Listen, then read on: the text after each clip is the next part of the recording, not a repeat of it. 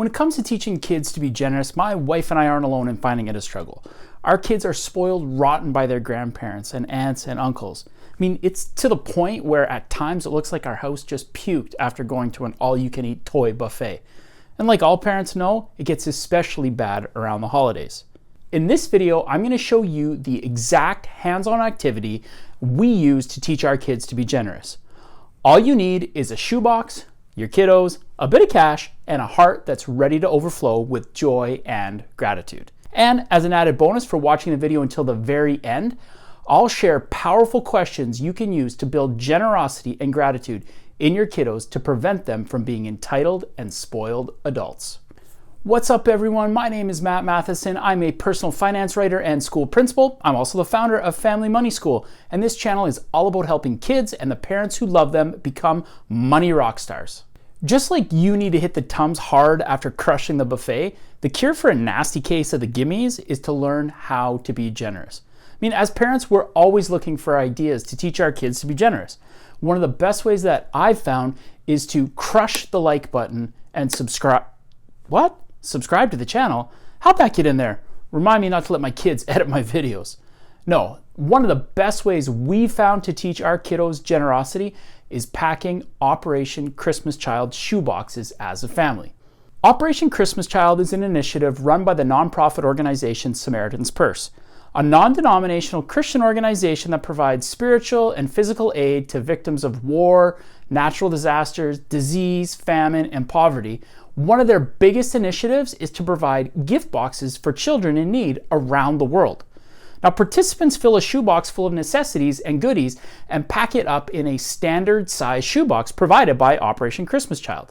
It's picked up and delivered to a local collection center and then transported to a country where it's distributed to a child in need. It is seriously an amazing program, and it's been running for almost 30 years, having delivered shoeboxes to nearly 190 million children. That's right, 190 million children in over 170 countries. I mean, I even did it when I was a kid. Because I believe that generosity is the key to experiencing financial freedom, we are always looking for ways to emphasize generosity to our kids. And for our own little munchkins, participating in Operation Christmas Child has become one of our favorite family Christmas traditions.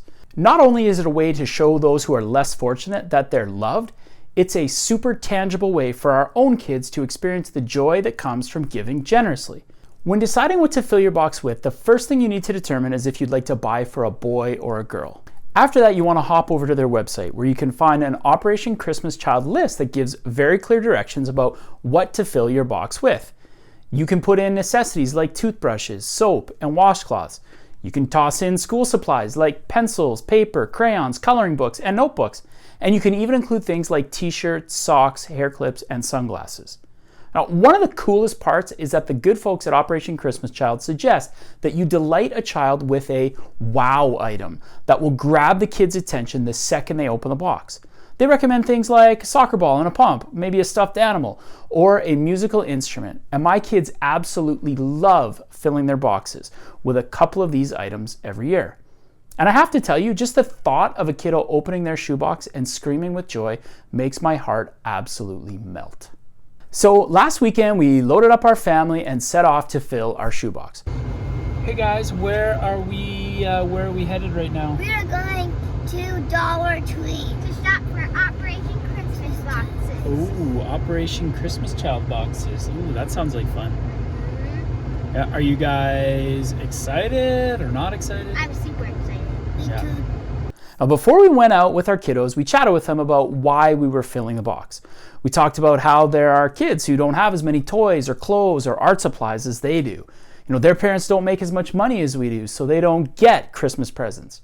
Because we have more, we have a great opportunity and a responsibility to share what we have with them so that they can have a special Christmas too. Now, you can go anywhere to get your items, but I'm a bang for buck kind of guy, and because of that, we headed to the local Dollar Tree in town. Typically, we don't make a habit of shopping without a budget. However, when it comes to teaching generosity, we want our kids to practice extravagance. That, and when you buy at the dollar store, you can afford to shop without a strict budget. Now, as we started down the aisles, I could sense the anticipation in my kids. You can't really tell from the video, but they were literally vibrating with excitement. I mean, I'm sure the people in the store thought they were nuts and we were terrible parents as they were pulling things off the shelf and throwing them into the cart. It must have looked like we were giving them free rein, which in some ways we kind of were, but it was free rein to be generous. Now, teaching your kids to be generous is a process. When we first started doing the shoe boxes, my daughter, who's almost 9 now, was 6. I mean, she got the whole giving to others who are less fortunate than us and helping those who are in need. She was great about choosing items she thought the little girl would really find special and enjoy. And my son, on the other hand, who was only 3 at the time, was, how shall we say, learning about giving. He's got such an incredibly generous heart, so much so that when we play Monopoly, he'd rather give his money away rather than charge his family members rent. But even he found it tough being in a store full of toys and buying for someone else. And since he was only 3, we didn't give him too hard a time. Shopping with your kids also provides tons of great opportunities to teach them about money. I mean, as we wandered throughout the store and the kids were grabbing things for the shoebox, I would ask them the cost of each item. They've gotten really good at figuring out the prices and calling them out. I mean, I even had the chance to talk with my daughter about unit pricing.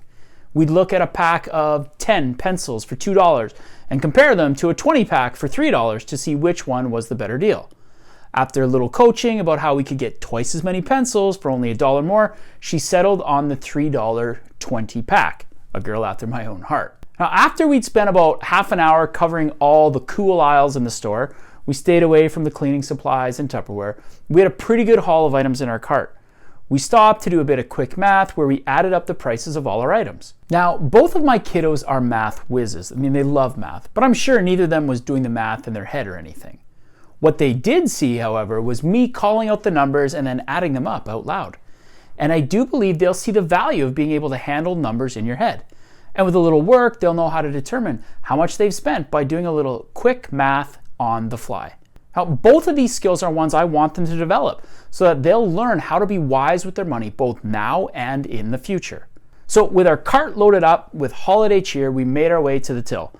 The kids placed all the items on the counter while the cashier rang them through. One of the things we do is pay our kids commission for the work they do around our house. Every payday, they put some money in their give container, some in save, and some in spend. And in order to pay for the gifts, our kids used money from their give jars. Now, it obviously wasn't enough to cover all of the gifts, but what we really wanted was for them to have some skin in the game when it comes to being generous. I think it's important that generosity costs the giver something. The gift is so much more meaningful when it's been given in a spirit of sacrifice. So with 2 bags full of goodies, we loaded up the car and headed home. Back at the ranch, we laid out all the items to be packed. Now, one word of caution.